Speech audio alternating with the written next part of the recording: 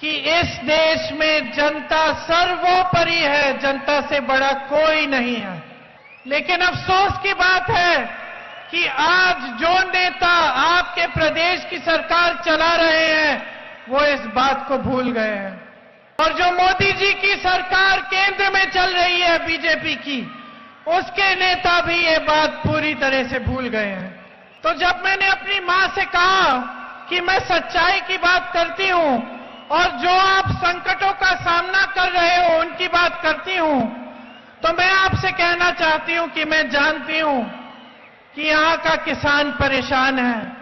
मैं जानती हूं कि आपके कर्ज को माफ करने की बात चलाई थी, लेकिन वो कर्ज माफ कभी नहीं हुए। यहां का किसान इतनी संकट में है कि महंगाई का सामना करना पड़ रहा है, कमाई हो नहीं रही है, फसल का सही दाम नहीं मिलता और सरकार से कोई मदद नहीं मिलती। महंगाई का सबसे बड़ा सामना मेरी बहनों को करना पड़ रहा है, क्योंकि मैं जानती हूं कि समाज का पूरा बोझ आप उठाती हो।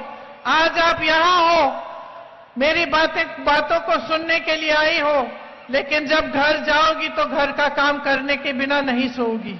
मैं जानती हूं कि जिस दिन दिहाड़ी की कमाई नहीं आती, जिस दिन के खेती से कमाई नहीं होती, उस दिन आप तब तक नहीं सोती जब तक आपने सबको खिलाया। अगर आपको भूखा सोना पड़े तो आप भूखा सोती हैं। आप चाहे खेती में काम करती हो, चाहे जॉब करती हो, चाहे कुछ भी काम करती हो, लेकिन घर आके आप अपने बच्चों की परवरिश भी करती हो और पूरे परिवार का देखभाल करती हो। एक मां के लिए बच्चे के भविष्य से बढ़कर और कुछ नहीं होता। आप मेहनत अपने बच्चों के लिए करती हैं, आप चाहती हैं कि वो मजबूत बने, उनको अच्छा रोजगार मिले, उनका भविष्य अच्छा बने। तो जब फीस नहीं भर पाती, या जब पाठशाला के लिए बच्चों के लिए कुछ किताबें या यूनिफॉर्म नहीं खरीद पाती, या फिर बच्चों के लिए मार्केट जाके कुछ लेना है वो नहीं खरीद पाती, तो दिल पे चोट लगती है।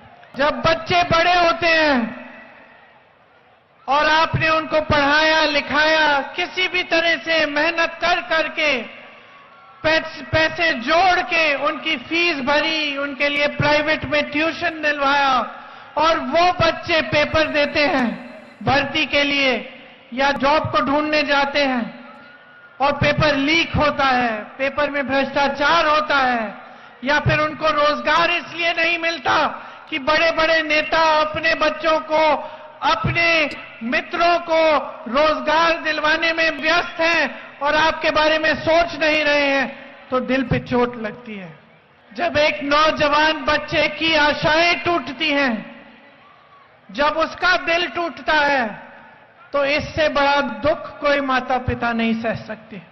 जिन नौजवानों ने तेलंगाना के आंदोलन में शहादत दी, उनके माता पिता पर क्या गुजर रहा होगा आज, ये देखकर कि तेलंगाना में आज 10 साल बाद लाखों नौजवान बेरोजगार हैं। उनके बच्चों ने जान दी ताकि आपका सपना साकार हो, ताकि आपके लिए रोजगार बने, ताकि तेलंगाना का नौजवान अपने पैरों पे खड़े होकर अपना भविष्य अपने हाथों में ले पाए। यहां हजारों नौजवान हैं खड़े। हाथ ऊपर करके बताओ, आप में से किसी को भी बीआरएस ने एक रोजगार दिया है? अब आप मुझे बताओ कि केसीआर जी के परिवार का एक एक सदस्य मंत्री है, उसका बड़ा बड़ा रोजगार है, बड़े बड़े बिजनेस है कि नहीं? आपके प्रदेश में जितने भी बड़े बड़े प्रोजेक्ट हैं, उनमें घोटाला भ्रष्टाचार हुआ है। हजारों करोड़ रुपए आपसे लूटे गए हैं। आपको छोटे से छोटा काम चाहिए, आप कहीं जाते हैं, आपसे घूस मांगी जाती है, कमीशन मांगा जाता है। और बीआरएस के नेताओं के बड़े बड़े महल हैं, बड़े बड़े फार्म हाउस हैं, जिनमें से वो निकलते ही नहीं है, आपके बीच चलते ही नहीं है। यहां हमारे नेता पूरे प्रदेश भर में यात्रा करके निकले, आपके बीच आए, बताइए उनके कोई नेता ने ऐसे किया है? इनकी नीतियां भी सही नहीं है। इनकी नीतियों से सिर्फ बड़े बड़े उद्योगपति और इनके नेता अमीर होते चले जा रहे हैं और जनता गरीब होती चली जा रही है। जो बाहर दिखावा हो रहा है वो ठीक है, लेकिन ये नेता अंदर से क्या चाहता है? इंदिरा जी कहती थी कि जनता सच्चाई को पहचानती है, कहती थी कि जनता ईमानदार नेता को पहचानती है, कहती थी कि जनता नेता की नीयत पहचानती है। तो अब मुझे बताओ, 10 सालों से आप केसीआर जी की सरकार देख रहे हैं, आपने उनकी नीयत पहचानी है कि नहीं? किसी भी हालत में सत्ता में रहना है, सत्ता में रहकर अपने लिए, अपने परिवार के लिए, अपने नेताओं के लिए जितनी संपत्ति इकट्ठी कर सकते हैं उतनी करनी है। जनता को तभी याद करना है, जनता को तभी याद करना है जब चुनाव आता है। जब चुनाव आता है तो जो स्कीम जनवरी में होनी चाहिए उसको एडवांस में अभी से देना शुरू। मेरी बहनें, महंगाई का सामना करने के लिए आपको 2500 रुपए प्रति माह आपके खाते में जाएंगे, आपको 500 रुपए में सिलेंडर मिलेगा और आपको तेलंगाना में कहीं भी जाना हो बस की यात्रा मुफ्त में मिलेगी।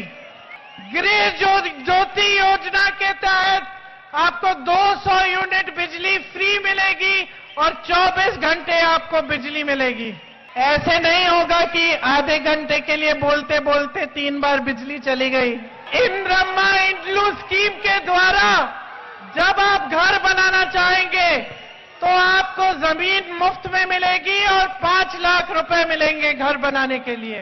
राज्य आरोग्य स्कीम बनेगी, राज्य आरोग्य श्री, इसमें आपको 10 लाख का हेल्थ इंश्योरेंस मिलेगा। इसका मतलब है 10 लाख तक आपका इलाज फ्री में होगा। बुजुर्ग माताओं और भाइयों के लिए 4000 रुपए प्रति महीने मिलेगा। आपके लिए माता जी एक विद्या भरोसा कार्ड बनाएंगे नौजवानों के लिए। उस विद्या भरोसा कार्ड वाले नौजवान को 5 लाख तक शिक्षा के लिए लोन मिलेगा। 2 लाख रोजगार बनाने का पूरा प्रयास करेंगे और जिले में इंटरनेशनल स्तर के स्कूल खुलवाएंगे। और तेलंगाना के शहीदों के परिवारों ने इस भूमि के लिए अपना रक्त दिया है। ये हमारी गारंटी है कि उन परिवारों के लिए कम से कम एक रोजगार दिया जाएगा। आपको याद होगा कि कांग्रेस की सरकारों में और खासतौर से इंदिरम्मा के समय में बहुत लोगों को पट्टे दिए गए थे और आदिवासी भाई बहन आपको वन का अधिकार जो है, वन अधिकार कानून आपके लिए लागू होगा और जो योग्य लोग हैं उनको पट्टे दिए जाएंगे। अंबेडकर अभय हस्तम स्कीम बनेगी जिससे एसटी और एससी परिवारों को 12 लाख रुपए की मदद मिलेगी। बीपीएल परिवारों की लड़कियों को जब उनकी शादी होगी तो 10 ग्राम सोना और 1 लाख रुपए की मदद मिलेगी। मेरे मादिगा, माला और अन्य एससी जातियों के लोगों के लिए 3 नए निगम बनाए जाएंगे। हर निगम को 750 करोड़ रुपए दिए जाएंगे आपके भलाई के लिए।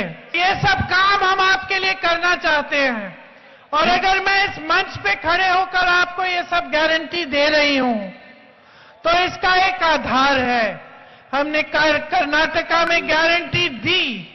जब हमारी सरकार बनी तो 24 घंटे के अंदर अंदर छत्तीसगढ़ में जो गारंटी दी थी वो पूरी हुई और कर्नाटका में जब पहले मंत्रिमंडल की बैठक हुई उसमें वो गारंटी जो हमने दी थी उनको तय किया गया और आज वो गारंटी लागू हो गई है कर्नाटका में।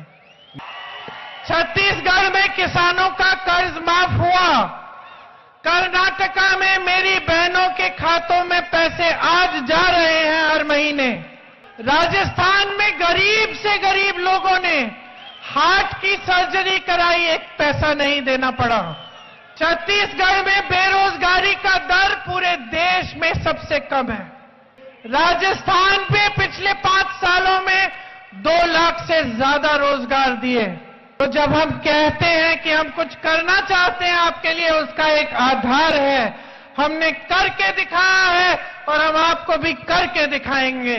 जब मैं कांग्रेस के राज्यों में जाती हूं और इस तरह की चुनाव की सभा में मैं भाषण देती हूं, तो मुझे गर्व महसूस होता है, क्योंकि मैं जनता को कह पाती हूं कि आपके लिए हमने ये सारे काम करके दिखाए हैं।